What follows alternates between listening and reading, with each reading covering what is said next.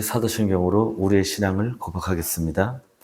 전능하사 천지를 지으신 하나님 아버지를 내가 믿사오며 그 외아들 우리 주 예수 그리스도를 믿사오니 이는 성령으로 잉태하사 동정녀 마리아에게 나시고 본디오 빌라도에게 고날 받으사 십자가에 못 박혀 죽으시고 장사한 지 사흘 만에 죽은 자 가운데서 다시 살아나시며 하늘에 오르사 전능하신 하나님 우편에 앉아 계시다가 저로서 산자와 죽은 자를 심판하러 오시리라. 성령을 믿사오며 거룩한 공예와 성도가 서로 교통하는 것과 죄를 사해 주시는 것과 몸이 다해 사는 것과 영원히 사는 것을 믿사옵나이다. 아멘. 찬송가 한 장 찬양하시겠습니다. 183장입니다.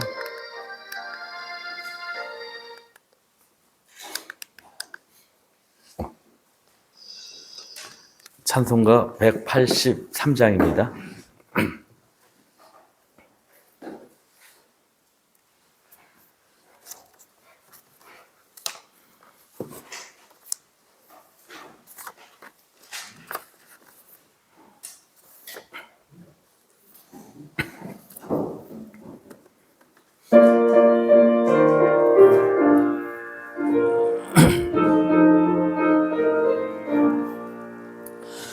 빈들의 마른 풀같이 시들은 나의 영혼 주님이 약속한 성령 간절히 기다리네 가물어 메마른 땅에 단비를 내리시듯 성령의 단비를 부어 새 생명 주옵소서 반가운 빗소리 들려 산천이 춤을 추네 봄비로 내리는 성령 내게도 주옵소서 아무런 메마른 땅에 단비를 내리시듯 성령의 단비를 부어 새 생명 주옵소서 절 따라 우로를 내려 조목이 무성하니 갈급한 내 심령 위에 성령을 부으소서 가물어 메마른 땅에 단비를 내리시듯 성령의 단비를 부어 새 생명 주옵소서 참되신 사랑의 언약 어길 수 있사오랴 오늘의 흡족한 은혜 주실 줄 믿습니다 가물어 메마른 땅에 단비를 내리시듯 성령의 단비를 부어 새 생명 주옵소서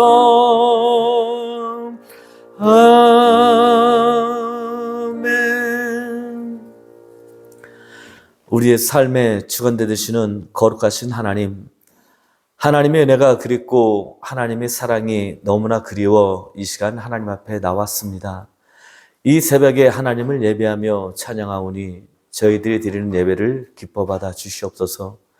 그리고 이 시간 공허한 우리의 마음에 하나님의 말씀으로 채워주시사 저희들의 삶이 늘 하나님 말씀 안에 거하게 하여 주시옵소서.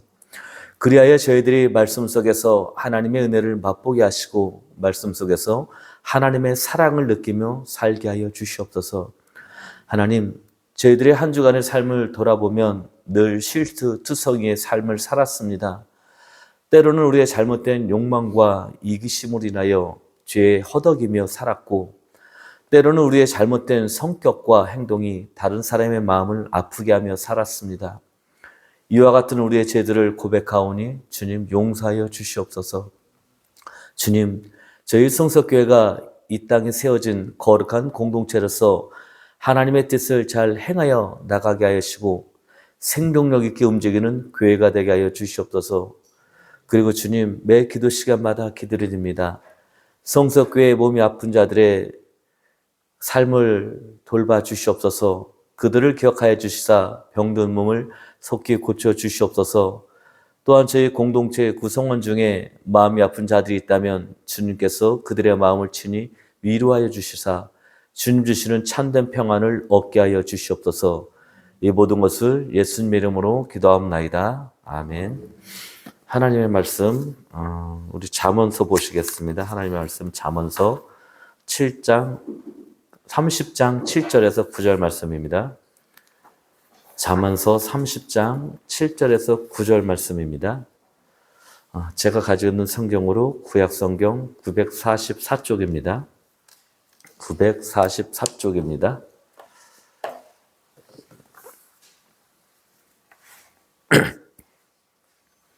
잠언서 30장 7절에서 9절입니다. 구약성경 904쪽 되겠습니다. 다 찾으시라고 같이 한번 읽으시겠습니다. 내가 두 가지를 주께 구하였사오니 내가 죽기 전에 내게 거절하지 마시옵소서. 곧 헛된 것과 거짓말을 내게서 멀리 하옵시며 나를 가난하게도 마옵시고 부하게도 마옵시고 오직 필요한 양식으로 나를 먹이시옵소서. 혹 내가 배불러서 하나님을 모른다 여호와가 누구냐 할까 하오며 혹 내가 가난하여 도둑질하고 내 하나님의 이름을 욕되게 할까 두려워함이니이다. 아멘. 하나님, 이 말씀을 통하여 오늘도 은혜 받게 하여 주시옵소서. 예수님의 이름으로 기도합나이다. 아멘. 여러분 모두 이번 주 하나님의 은혜 안에 잘 지내고 계시리라 생각합니다. 또한 그렇게 믿고 있습니다. 어떤 분이 제게 이렇게 물어보는 분이 계셨습니다. 목사님, 저 화단에 있는 상추를 먹어도 되나요? 그래서 제가 이렇게 말씀드렸습니다. 얼마든지 드셔도 됩니다. 그건 제 거 아닙니다. 의학적으로 의사분들이 하시는 말씀을 들어보니까 상추가 우리 몸에 있는 이 독소를 제거해 주는데 상당히 큰 효과를 주고 있다고 합니다. 그러니 여러분들 모두 상추가 자라면 많이 뜯어다 드시기 바랍니다. 제가 월요일에서 목요일까지 특별한 일이 없으면 매일 교회로 출근을 합니다. 그리고 교회에 도착하면 제일 먼저 하는 일이 있습니다. 그것은 교회 건물을 이렇게 한 바퀴 둘러보는 것입니다. 그리고 예배당으로 올라와서 잠시 기도를 하고 하루 일과를 시작을 합니다. 그리고 난 후 다시 화단으로 내려가서 화단을 이렇게 한 번씩 살펴봅니다. 그러면 왜 살펴보니 식물들이 잘 자라는 것을 보면서 제가 배우고 느낀 것을 좀 좀 기록도 하고 마음에 좀 되새기기도 합니다. 아마 제가 설교 시간에 종종 화단 이야기를 할 것 같습니다. 교회 화단에 가면 상추와 여러 채소들이 저를 보고 이렇게 한들한들 바람이 흔들리며 가끔 저에게 인사를 합니다. 어떻게 인사를 하냐고요? 주인님 오셨으니까 이렇게 인사를 합니다. 그리고는 열매를 많이 맺을 테니 저희들에게 물 좀 주십시오. 이렇게 말을 합니다. 물론 사람의 언어로 그 식물들이 말을 하는 건 아니죠. 제 마음에 그렇게 들린다는 소리입니다. 그러면 저는 이렇게 대답을 합니다. 야, 나는 너희들의 주인이 아니야. 너희들의 주인은 하나님이시오. 난 단지 너희들을 돌봐주는 관리자일 뿐이야. 이렇게 그들과 대화를 합니다. 마음의 대화를. 그리고 채소들에게 물을 주고 열일성을 돌듯이 또 한번 교회 주변을 이렇게 돌아봅니다. 그러면서 이런 생각을 합니다. 이 땅에 심기운 저 식물들도 자기들이 무엇을 해야 하는지를 잘 알고 있구나. 상추는 무럭무럭 자라서 사람들이 자기를 먹고 건강하게 지기를 원하고 있고 다른 식물들은 열매를 많이 맺어서 사람들에게 영양분을 제공하기를 원하고 있구나. 이런 생각을 혼자 많이 느낍니다. 이와 마찬가지로 하나님께서도 저희들을 이 세상에 심으셨습니다. 그것도 그냥 심은 것이 아니라 아주 귀하게 심으셨습니다. 즉 만세 전에 저희들을 택하셔서 이 땅에 보내셨다는 것입니다. 그래서 우리에게는 이 땅에 보내심을 받은 분명한 하나님의 뜻이 있는 것입니다. 그렇다면 우리는 생명이 있는 동안에 이 땅에서 무엇을 어떻게 하면 우리는 살아야 하는 것일까요? 즉 사람의 제일 되는 목적이 무엇이냐 이것입니다. 이에 대하여 웨스트민스터 서열의 문답 1문은 우리에게 이렇게 대답을 하죠. 하나님을 영화롭게 해드리는 것이며 하나님을 영원토록 즐거워하는 것입니다. 네, 맞습니다. 우리의 모든 영광과 존귀를 하나님께 드리는 것입니다. 그리고 그분과 더불어 영원토록 즐거워하며 살아가는 것입니다. 이것을 이 땅 위에서 우리 눈앞에 보이도록 실행해 나가는 기관이 바로 교회라는 것입니다. 그래서 교회는 거룩하고 교회 구성원들 동안 굉장히 귀중한 것입니다. 우리 송색교회가 이 땅 위에 성경적인 교회로 올바로 세워져 나가기를 바랍니다. 요한복음 1장 38절에 보면 예수님은 자기를 쫓아오는 제자들을 보고 그들에게 무엇을 구하느냐 이렇게 질문을 하십니다. 그리고 사도 바울은 고린도전서 1장 22절과 24절에서 이렇게 말씀하십니다. 유대인은 표적을 구하고 헬라인은 지혜를 찾으나 우리는 십자가에 못 박힌 그리스도를 전하니 유대인에게는 꺼리끼는 것이 아니요 이방인에게는 미련한 것이로되 오직 부르심을 받은 자들에게는 유대인이나 헬라이나 그리스도는 하나님의 능력이요 하나님의 지혜니라 이렇게 대답을 좀 하는 것 같습니다.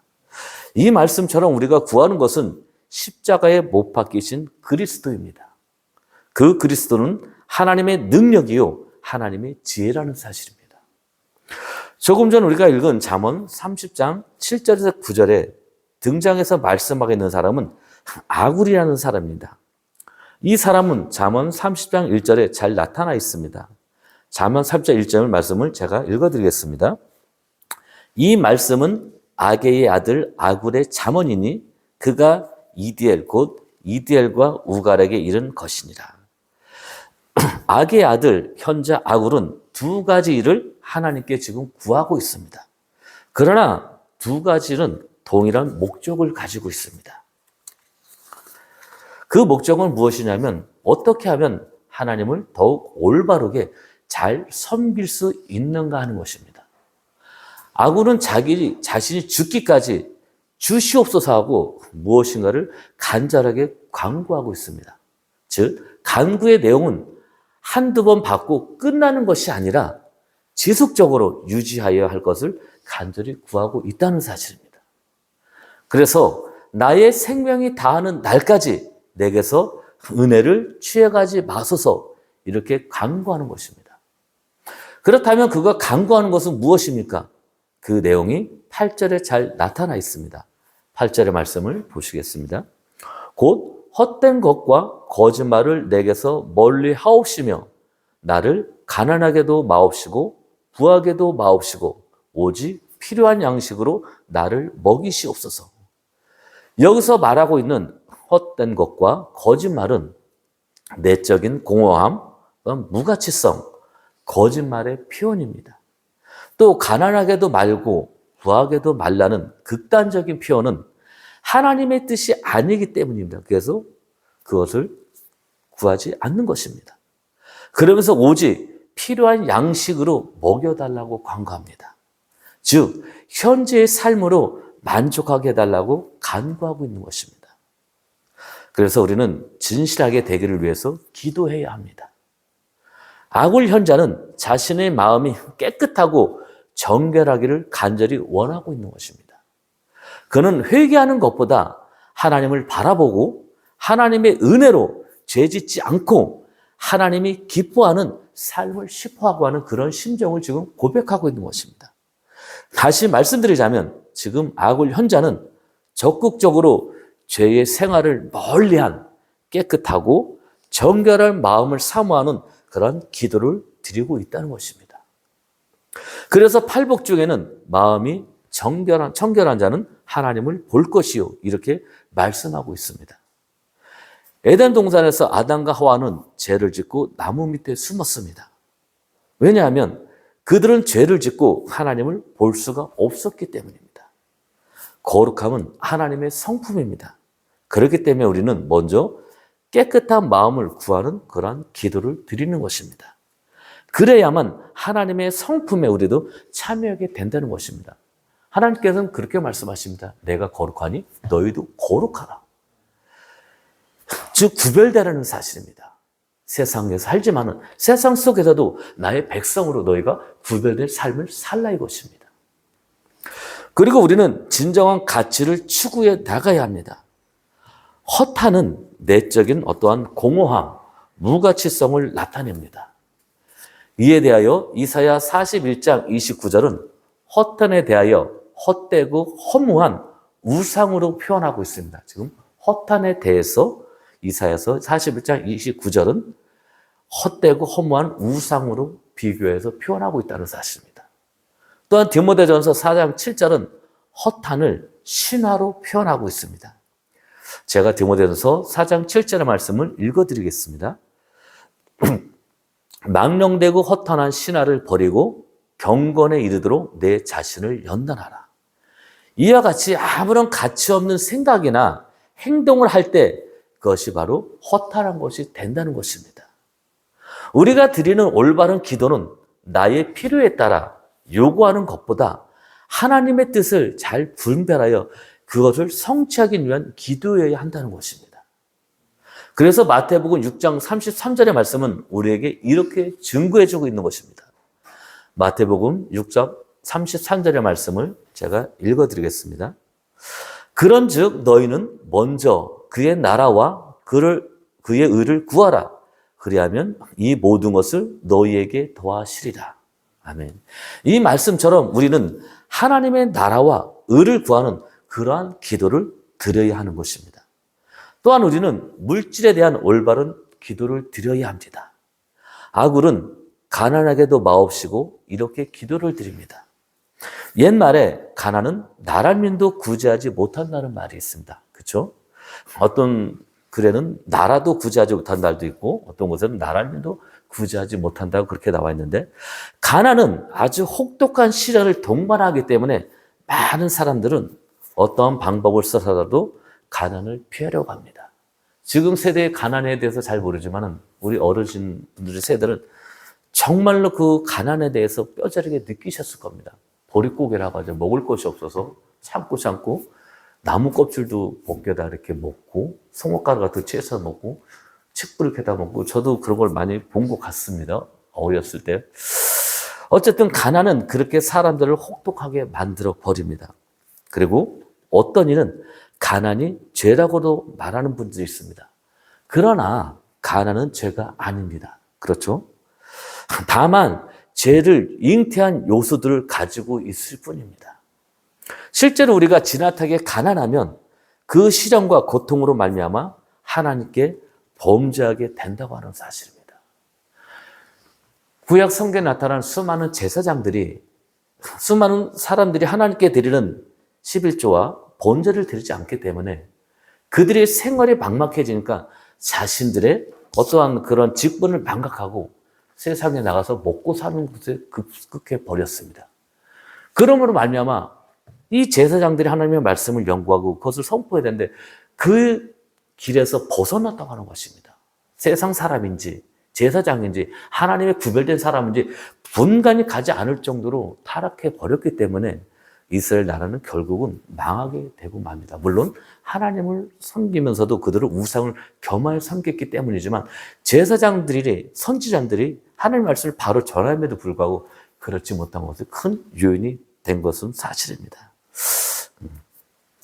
그렇기 때문에 아굴 현자는 9절에서 또한 이렇게 말하고 있는 것입니다. 혹 가난하여 도둑질하고 내 하나님의 이름을 욕되게 할까 두렵습니다.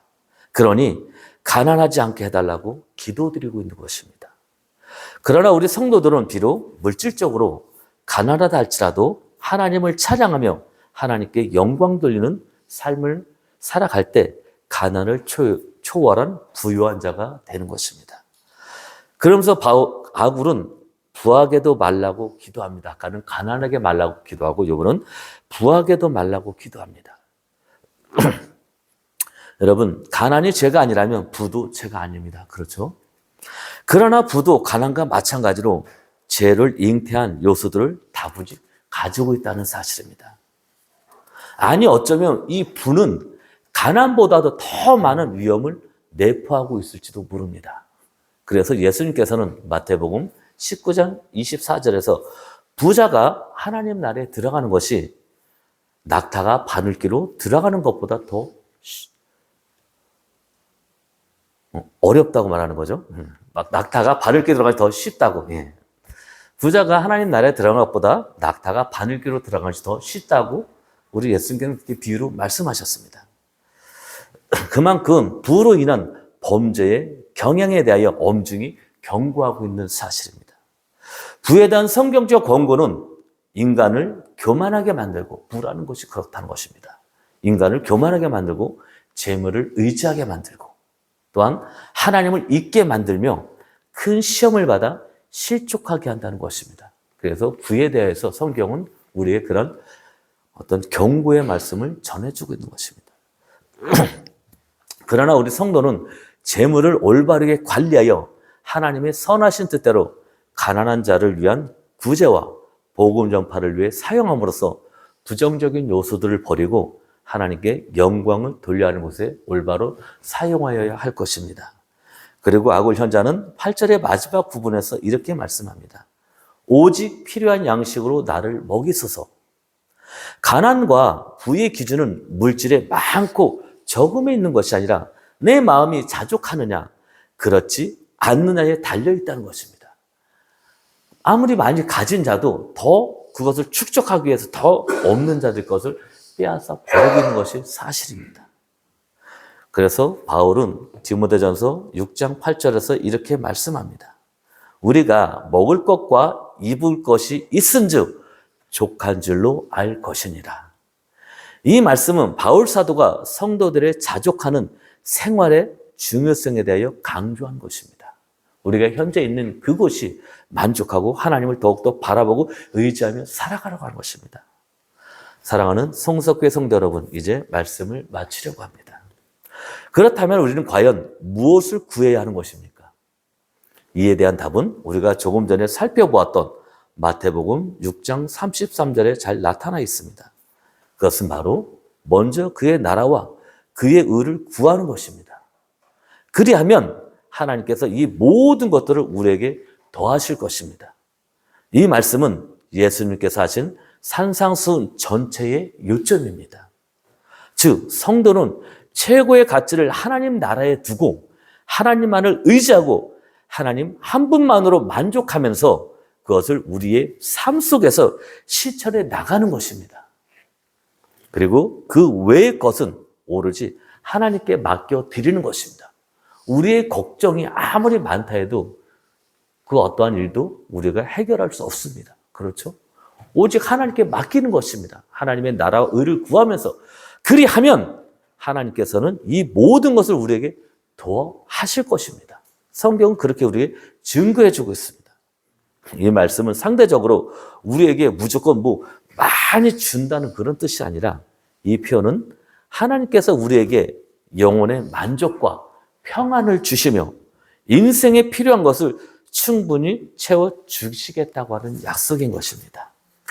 오늘 하루도 이 말씀 굳게 잡으시고 승리하시기를 바랍니다. 하나님은 언제나 여러분들을 사랑하고 계십니다. 하나님, 우리 성석교회의 지체들이 늘 주님 주시는 말씀에 힘입어 생동력 있는 삶을 살게 하여 주시옵소서. 예수님의 이름으로 기도합니다. 아멘. 이제는 죄로 말미암아 죽을 수밖에 없었던 우리를 구속하여 주신 우리 주 예수 그리스도의 은혜와 언제나 우리와 함께 거하시려 원하셨던 아버지 하나님의 극진하신 사랑과 성령님의 역사하시고 교통하심이 하나님 한 분만으로 만족하기를 원하는 성석교의 모든 지체들과 그들의 가정과 그들의 사업장과 및 직장과 이 나라 위에 이제부터 영원토록 있을지어다. 아멘. 설교를 마쳤습니다. 자유롭게 기도하시다가 돌아가시면 되겠습니다. 사랑의 하나님 감사합니다. 오늘도 하나님의 은혜 가운데 살 수 있는 존귀한 하루가 될 수 있도록 은혜를 더하여 주시옵소서. 하나님 말씀 안에 거하는 삶을 살게 하여 주시옵시고 이 나라와 이 민족이 하나님 앞에 올바로 나아갈 수 있는 존귀한 삶을 살게 하여 주시옵소서. 이 나라가 아버지 하나님 많이 어렵고 힘든 가운데 있습니다. 얼마 전 총선이 아버지 하나님 끝났음에도 불구하고 이 나라는 아버지 정치적으로 힘들고 어수선한 분위기에 있습니다. 아버지 하나님, 이 나라의 아버지 하나님이여, 국회의회 모든 아버지의 사람들을